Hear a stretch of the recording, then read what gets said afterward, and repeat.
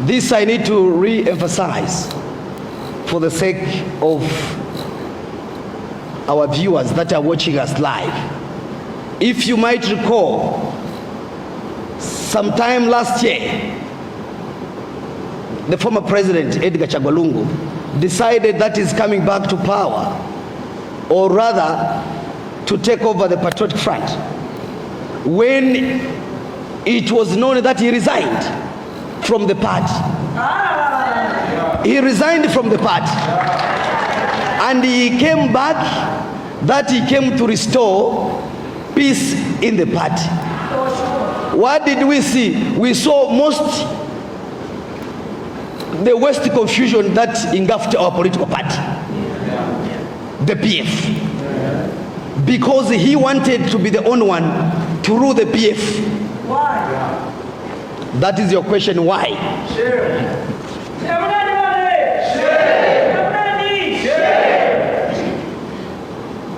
This, I might say, is the beginning of the turning around of the party. No wonder we are calling it the new PF.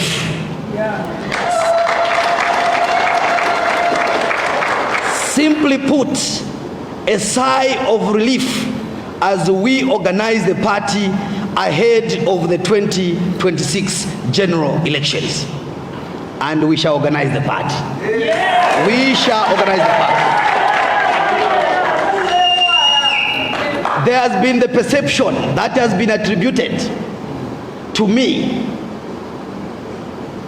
in social media by the propaganda machinery led by one Emmanuel Mwamba and his friends that I have been hired to sell the party, that I have been hired that I would register the party. This party, the Patriotic Front, is there to stay and it shall not be sold.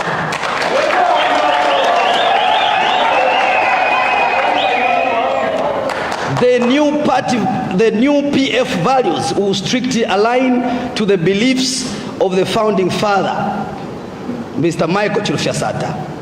Free corruption, free violence, and brutality. The party will remain pro-poor, exciting and attractive once again. It shall remain a pro-poor party. It shall not be sold to the highest bidder, like the way people flocks each and every day to the former president because they want to eat. I pity my president. They are just, and I've advised your excellency time and again that the people that are advising you and surrounding you, they are there just want to eat. Nothing else. It's the politics of the belly. Here is an opportunity to the Patriotic Front members. Here is an opportunity now to members of the party and all those who left because of corruption, frustrations, and violence, including personal character assassination, was the order of the day. Ubufi. Ubufi. Ubufi ewalengele tuluse. Ufi. Ukulabe peshanya fyofye boshachela. Mwali ba mapiete. Under the same bamnyapiete who are still surrounding President Edgar Lungu. The Mutumbu kanisa mbili chibemba. Because my Secretary General is a proper member. Members of the press, as the legitimate PF, we remain committed to collaborating with like-minded parties to consolidate democratic credentials and facilitate development of our country. We will, or we shall, engage with government constructively rather than resorting to demonization. However, I must caution that most alliances are driven by hate. bitterness, and lack of foresight. We are open to alliances, but we will engage with the progressive individuals at an appropriate time. Yes. For now, we need to put our house in order.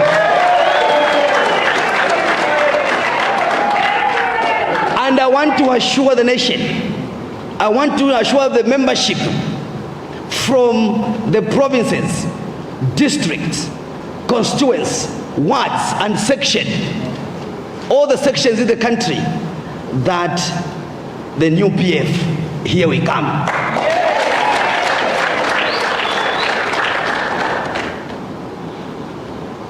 Furthermore, I am issuing a stern warning to individuals.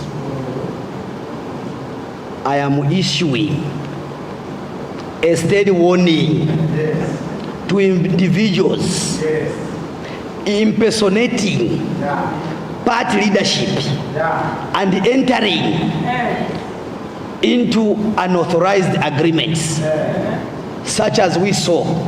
We saw some people in UKA representing PF, and we have seen in the few days other people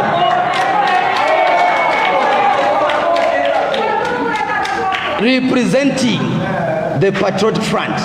I want to tell the nation that we only have one PF, and that PF, the acting president, is me, Robert CHABINGA, and the Secretary General is Mr. Mogani Ngona.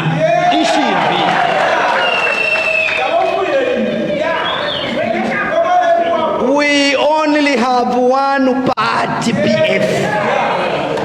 So those who went to sign agreements in the name of the party, Secretary General, I'm instructing you that by tomorrow you need to write to the Inspector General of Police that anybody who shall use any party property of the PF, that includes the party secretariat,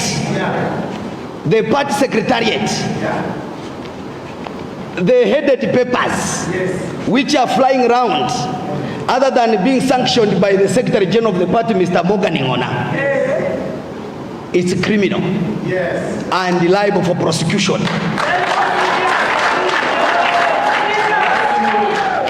Zambia is a nation governed by laws, and the citizens must operate within legal boundaries. You cannot say you want to bounce back in a shortcut way. You don't follow procedure. You ignore things with impunity. For the sake of journalists, Secretary General, can I have that list? For the sake of the journalists, this is a printout from Registrar of Societies. This is a printout from Registrar of Societies. You will never find Mr. Edgar LUNGU here as a president. You will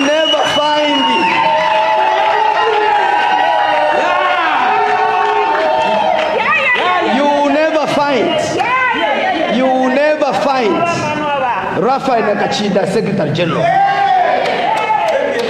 We only have one Secretary General on this document, Mr. Mogani Ngona.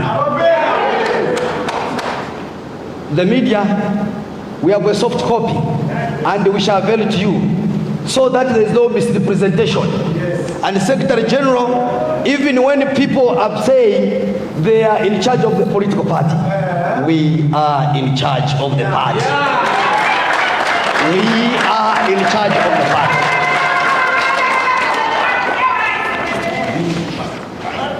Ladies and gentlemen, the biggest problem is that my big man, my old man, Mr. Lungu, thinks he is the only one who can lead. But the truth is, they are capable individuals. like myself, who can take leadership and others to the next level. I hear people write on social media, no, he has no experience, he needs to start from somewhere. Who said that? Everyone has to start somewhere. Moreover, more experience than even others that are claiming. I've been in the game, and I'm even late. I'm only 43, I'm late. How come the Dr. Kaundas started being president at 40? Did he have experience? But they fought for our liberation. The likes of Dr. Vijay Mwanga, they were appointed at the age of 18 to go and run very sensitive embassies like American United States Embassy in Washington. Then you come and tell me no experience. We have the experience. We have, and we can do it. However, my big man, President Edgar LUNGU, his selfishness prevents this form of happening. When we allow younger leaders to take over, it's even ironic that he is running around joining small political parties, whereas it should be the other way around.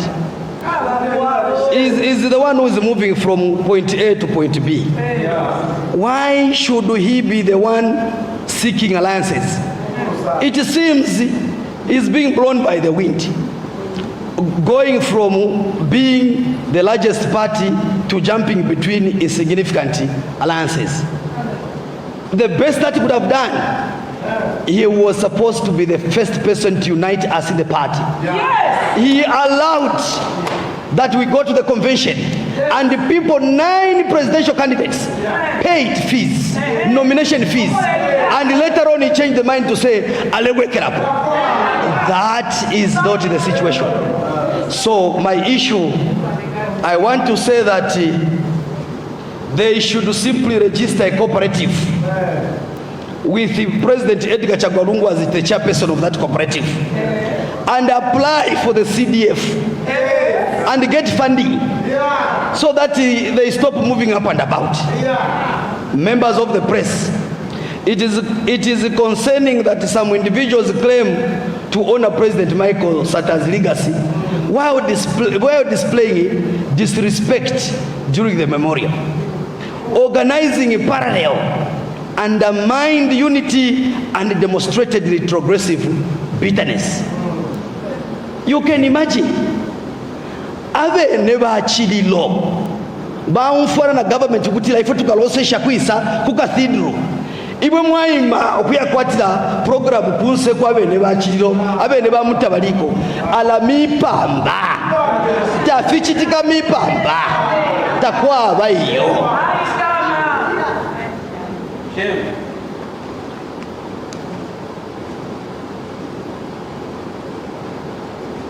It is a policy and practice in Zambia that the government organizes the 10th memorial of any president.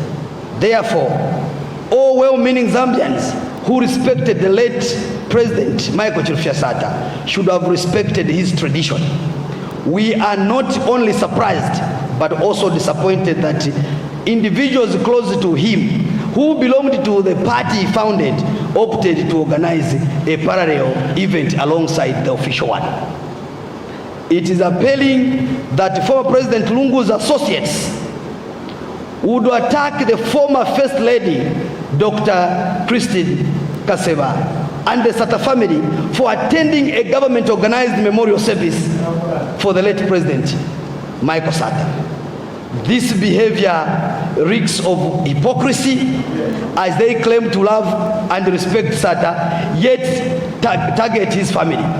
We expect more from leaders like Mr. Lungu and his group.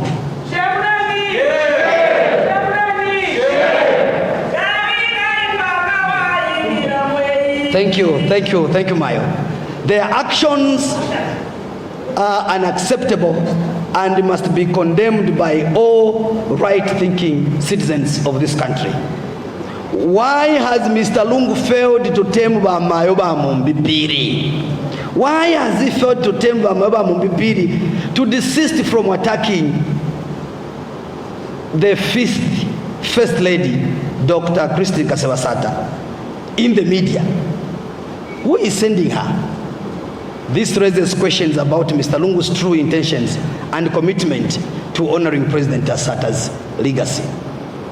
The inconsistency between Mr. Lungu's words and actions is striking.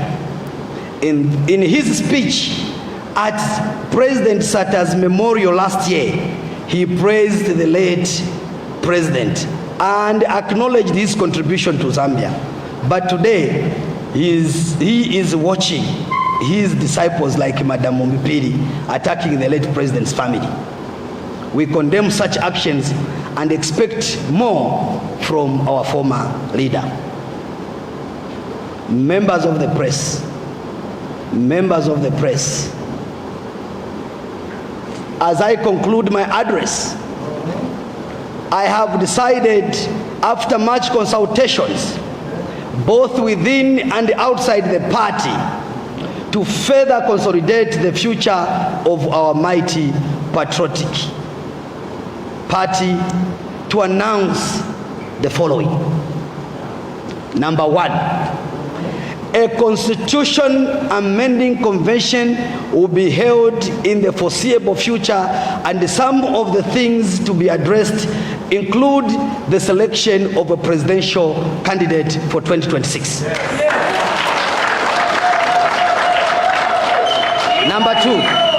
Number two, any other contentious clauses and lacunas that our members may wish to see addressed to our constitutional amendment, they are most welcome.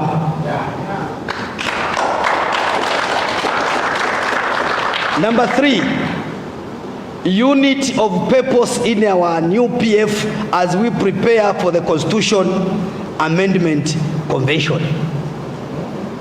Unity of purpose. Number four, changes to the party leadership and structure. At this juncture, members of the press, I wish to make it very clear that President Edgar Lungu and the team, namely Mr. Lubinda, Raphael Nakachinda, Emmanuel Mwamba, Madam Mumbi Phiri, Madam Professor Nkandu Luo, and the others that shall be announced in due course by the Secretary General, they are expelled from the party.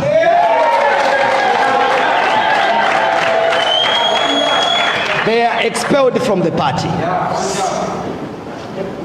And this, anyone who shall address them, Secretary General, we mean serious business. We were a little bit reluctant. Now we have started working. We shall work nicely. You know, even when I was showing the Secretary General, can I have that document again from Registrar of Societies? Yeah. We applied for the changes on the 3rd of July. Yeah. Except that as we work very strategically, we don't discuss our issues on the social media. Thank you, Secretary General, for guiding us as the party. Thank you, Secretary General. You are a great man. You are a great man. Number two, on that central committee that sat on 3rd of July, it expelled. You, the media, you were there. Yeah. In the evenings, it expelled Honorable Maus Kwariasam from the party. Because, and the reasons were very clear. Yeah. Remember, he expelled 9 members of parliament because they went to attend the meeting with the UKA. Even him was expelled for going to have clandestine meetings which were not sanctioned by President Edgar LUNGU. That's the reason he has We are just reminding that he has been expelled. Bwana SG, tomorrow the Speaker of the National Assembly must be informed accordingly. By 10 hours, they must. In addition to that, as acting president of the party, I'm even recalling him from the Pan-African Parliament. It's a party that sent him, and it's the party that is recalling back. Secretary General will sit in during the week to make sure that we do the replacement.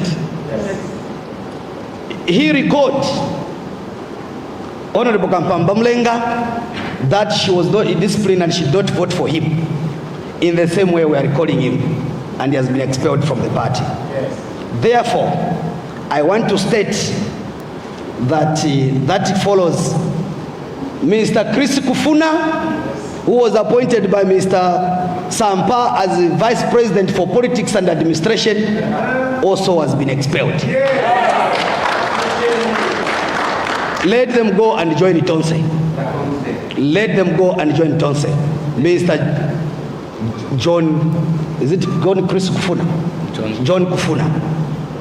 That includes Madam Hazel Kapeta, who was appointed with impunity as Deputy Secretary General of the party. She has also been expelled.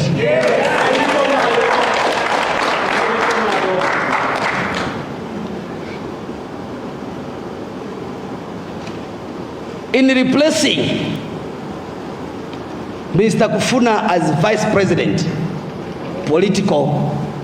Politics and Administration, Secretary General, I am recommending to the Central Committee the ratification of Honorable Nkandu Luo, Member of Parliament for Chipangali, to be my Vice President, Politics and Administration. Honorable Jonathan Daka remains unchanged as Vice President, Mobilization. Honorable Nkandu Luo was unceremoniously removed as the Provincial Chairman for Eastern Province. Therefore, as Secretary General, as we are making new and looking for people that will manage that province, I've given another responsibility to Honorable Nkandu Luo to be the interim chairperson for Eastern Province, so that we remain strong and focused. I have made changes to the party national chairperson. Our new party chairperson is no other than Honorable Anthony Chandamumba, Member of Parliament for Kantanshi.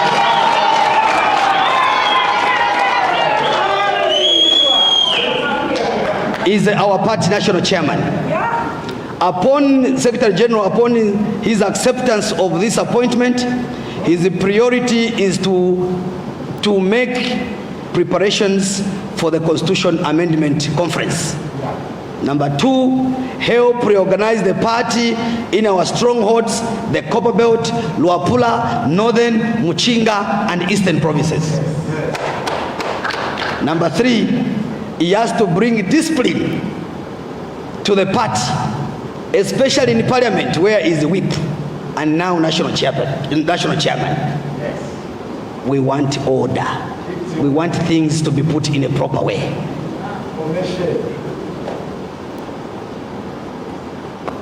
I have dropped Honorable Member of Parliament for Lukasha, Mr. Chisanga, who was by the other teams who have joined the Tonse as the chairman legal, and he has been replaced by Learned Counsel Joseph Chirwa. Yes. Joseph Chirwa is our new chairperson for legal. I have brought in another experience for the purposes of the spirit of the late Michael Chiruchasata. the former mayor for Chinsali, and at the same time, not until this time, he was treasurer for Muchinga province. Mr. Thomas Mutale is our new chairman elections. This man, where he was, by 2011, he was youth chairman for Northern Province when Muchinga and Northern were one. President Michael Chifasata sent the helicopter to go and pick this gentleman alone for him to come and join him. And immediately when President Sata died, he was even put to wire. We are bringing the people that are supposed to be respected.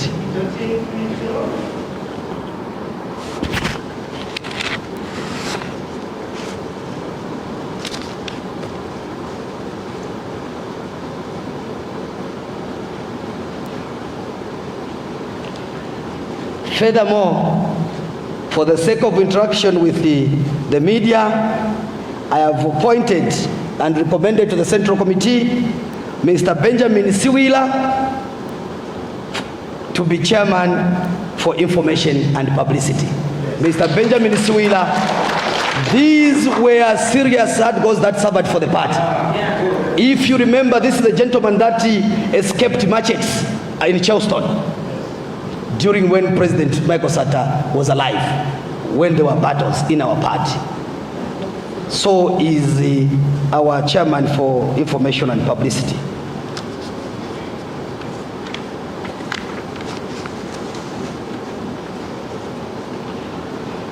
I have appointed Mr. Nkandu as chairman for local government, and at the same time MCC.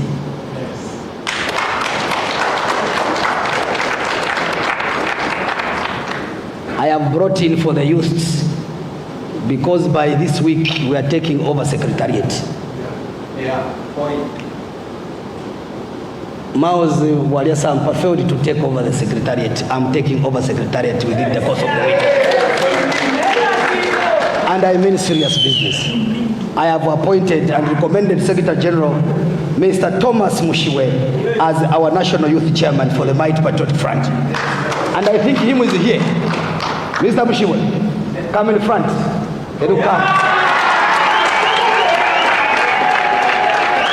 This is my national. This is our National Youth Chairman.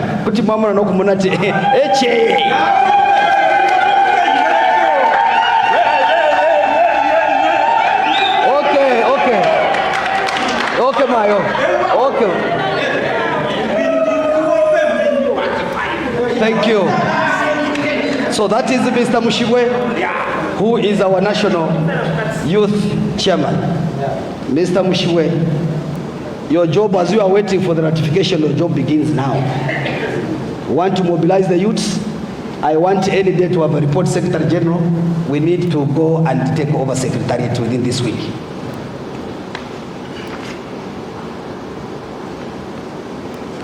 Thank you. I have appointed a lady from Muchinga province to be the interim provincial chair lady or chairperson of the province and member of Central Committee. She's mayor. She's a current mayor for Chinsali. Her worship, Miss Lucy Bokuka, as the interim chairperson for Muchinga province, and I've elevated and I've brought in the one who was there, Madam Nachalwe, to come as my special assistant for women affairs in my office.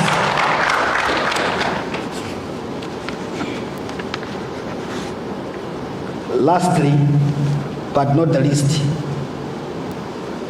we have expelled a member of parliament for Mwansabombwe constituents by the name of Mr. Kabaso Kapampi. He has been expelled from the party for gross indiscipline, having clandestine meetings day in and night, to President Edgar LUNGU and one of the organizers of Members of Parliament, and is the one who has been confusing Members of Parliament. Therefore, Secretary General, he must receive the letter by tomorrow morning. My last remarks are that we need to work as a team and we consolidate and to make sure that we make our mighty patriotic front better again. And my symbol and my motto is your voice, our commitment. Yes. When you voice our commitment, that is our symbol. Your voice, our commitment. May God bless Zambia and may God bless our country and the nation. I thank you.